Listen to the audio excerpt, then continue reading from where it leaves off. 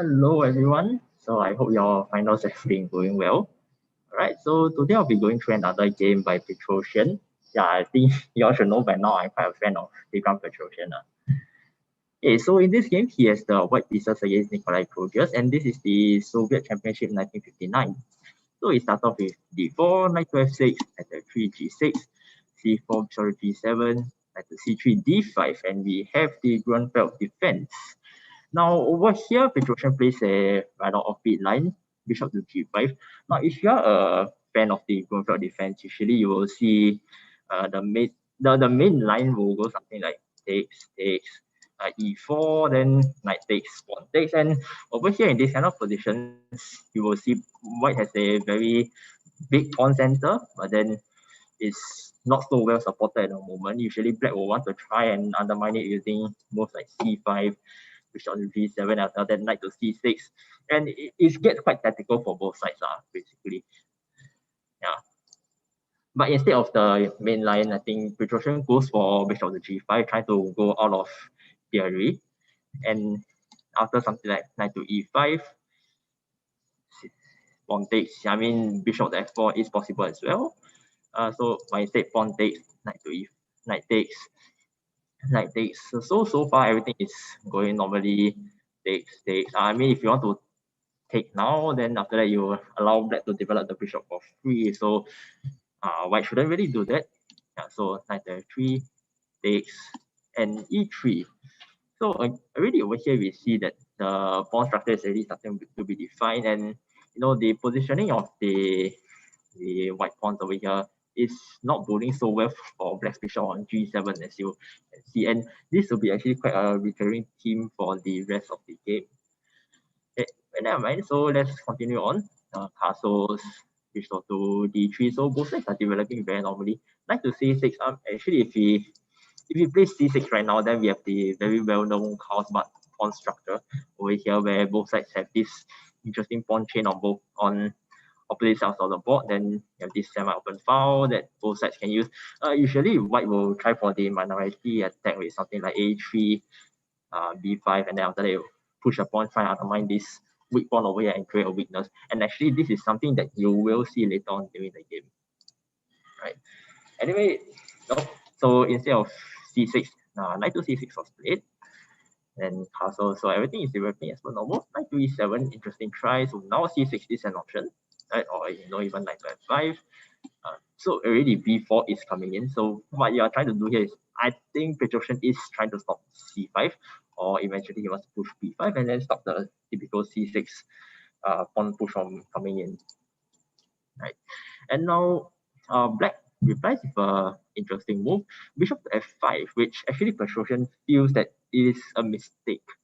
Why is it a mistake? The reason being that the reason is that we will see later on. But Petrosian felt that black should have considered the idea of bishop to g4. Idea being that you want to trade off this very active knight, which can one day hop to this e5 square and then target this c6 square over here, which again we will see later on during the game. And after you trade off the knight, then maybe you can try things like going out, then rook here, and then hopefully amass the pawn or even go for this c5 strike straight away. Right. Okay.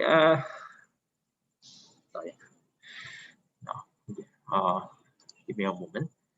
Yeah. So anyway, instead of bishop to g4, bishop to f5 was played, and after the exchange, you notice that one thing about this knight is that it has been drawn quite far away from the queen side, which immediately Petrosian doesn't hesitate to exploit that by pushing b5 straight away. And what's the idea behind this is that you are trying to stop white from you're trying to stop black from pushing c6 and getting that pawn structure. Or if black still can push c6 right now, but the thing is that after you exchange over here, then you'll be left with this very weak pawn over here on c6 that white can try and exploit by putting it through here, then knight a4, then knight to c5, and then so on and so forth. Right. So that is why Petrosian felt that bishop to f5 was a mistake, because it allows white very easy development of his own plans. Right. So anyway, this was played. b5 is played, and now white already has a very clear plan. Oh, and also I want to point out that if this plan really comes in, you will note that this pawn structure over here actually does no justice to black's dark square bishop over here. Because like already black is going to find it very hard to try and like to try and to try and get the bishop to take part in this operation on the queen side, to try and get it to defend. If he wants to, I think he has to spend like quite a few tempo, like rook here, then bishop here before you even get in. And I think black should be faster with this attack on the queen side. Right. So anyway, queen to d6 was played, queen to b3. So already you see, there's this kind of plans over here. You win this indirect away attack over here, and of course you clear the path for the rook to be connected. Right. Knight to e7, so finally done. He has to spend a tempo bringing the knight back. Rook fc1, so very simple, just following the plan as per normal. And over here, king to h8, which Petrosian again he thinks is a mistake, and I agree with him. It's a bit weird to understand the point behind this move. Like why? I mean, yeah, the queen is along here on this diagonal, but it's not really going. The king is not really that exposed right now, right? I think what Petrosian should have done is just leave the king here and then straight away move the rook over, and then hopefully try and seek some counterplay and then find back on the queen side. Finally, king to h8 was played, and then actually this gives black time to proceed with his own plan. Go to c2, and then it's very simple. You just double the rook on this over here, and actually black now is pretty much forced to play h6. And the idea is that if black is going to play like to something like to like bring the rook from the f file to c8 right now, then actually white has this very nice threat of e4, and then after takes, and then after that there's knight to g5 coming in with the aim of taking out f7, which is actually very dangerous for black over here. So pretty much he is forced to play h6 over here to stop that kind of idea, which again it is wasting another move for him. And when he wastes another move, now white has even more time to build up his forces on the queen side by doubling his rooks on the c file. So right, the white already has a very nice position, and I like it very much. And now finally black plays c6, and of course white can choose to take on c6 right now, and then you will have this weakness on the c file over here, which you can very, very easily exploit. But I think Petrosian was worried about after something like knight to a4, then suddenly you have rook b8 coming in, and you are giving black some counterplay, right? So now he has this open file. He can try and counter attack over here, which I think Petrosian doesn't really want. That he's not the kind of person to give his opponent too much counterplay. He just wants to shut down the entire position and then win comfortably. So that is why instead of taking on c6, he just continues to keep the tension, and then continue with knight to a4. Now, if let's say white takes on b5, then it does recapture, and then you have these two weaknesses over here that black has to worry about. So that is why black doesn't want to do that, and instead he chooses play rook to b8. I mean, of course, obviously black cannot take now, right? Because of the indirect attack on the queen. But yeah, instead he really is in no hurry, because this pawns over here will be a long-term weakness. So he just chooses to make some breathing room for his king on the back rank, and then after that, after king to a7, knight to c5, everything is very normal over here, and rook to d8. And now actually, I think if white plays accurately over here, he will be able to make a very nice breakthrough, which he does. So takes, queen up, and then now suddenly you notice that all these pawns over here are so weak, and it's very easy for white to exploit them, right? And not just that, you always have this option of the knight coming in, hitting this weakness over here as well. You have something like this, hitting this rook, and then the rook comes in, hitting this pawn over here. White has so many options. He has so many ways to attack these weak pawns over here. So it's really very hard for black to find a good defense. Queen to f6 was played, hoping to gain some tempo. King to g2. I mean, it's possible to play knight to e5 straight away. I think you should be able to win this pawn over here eventually. I think again Petrosian wants to play safely. King to g2, rook to aa. No choice, he has to defend this. Knight to b7, and you see now, white is following this very simple plan of just trying to put pressure on this c6 pawn, which he does, right? And I mean that there's really no stopping white from winning this pawn. How many defenders does the pawn have? Like only two. So I mean, even if black brings in another defender, there's already like 4 attackers on this pawn over here. So I think pretty much white is going to make the breakthrough on the queen side over here. Right. So finally, black comes to black faces the reality that yes, white, he cannot stop white from breaking through on the queen side.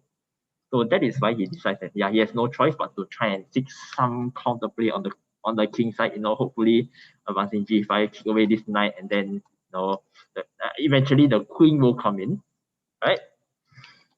But white defends it very well with just a simple h3, stopping this g5 pawn push immediately. Queen to f5 and knight takes c6. So finally, white decides to cash in his advantage and win this pawn over here.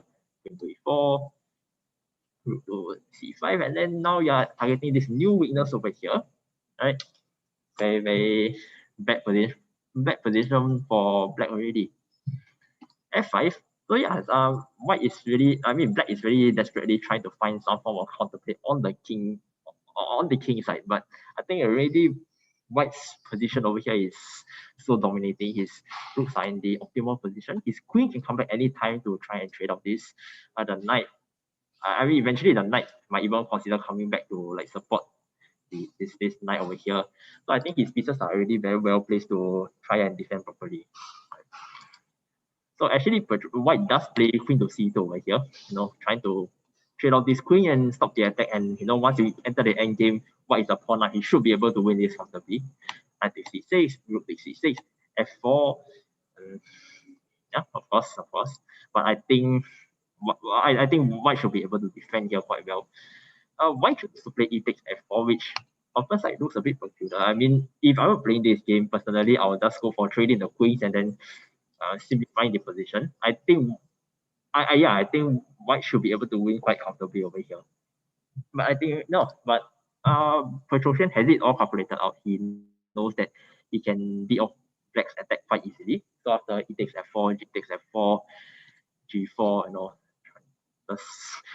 this pawn has nowhere to go now, if you notice. Yeah. And bishop takes d4. And at first glance, it seems that, this bishop finally comes to life. It's going to be quite threatening for white. But it turns out that the position of white's pieces are very, very well placed to just beat off this attack. So after queen to d2, notice actually black has no choice but to move back to retreat, and then after rook to e1. So just notice how all the pieces are coordinating with each other.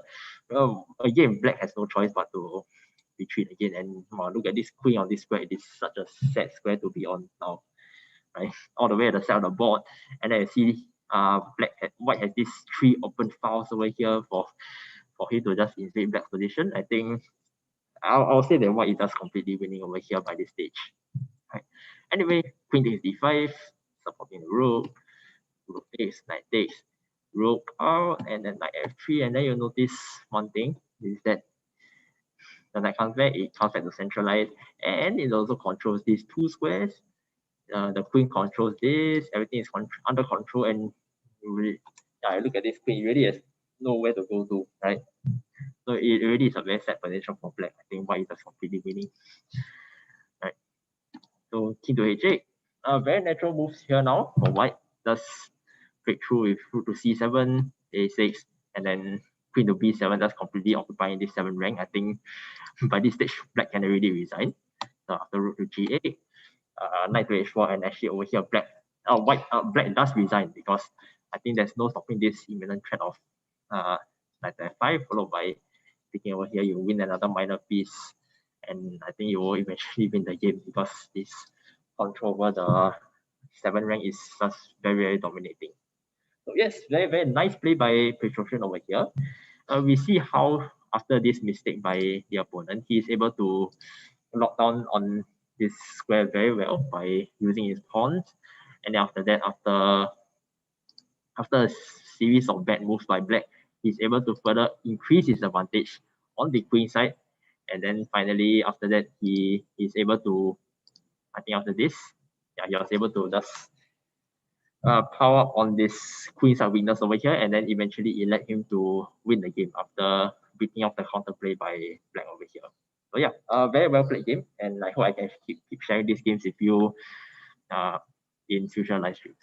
Thank you very much for watching.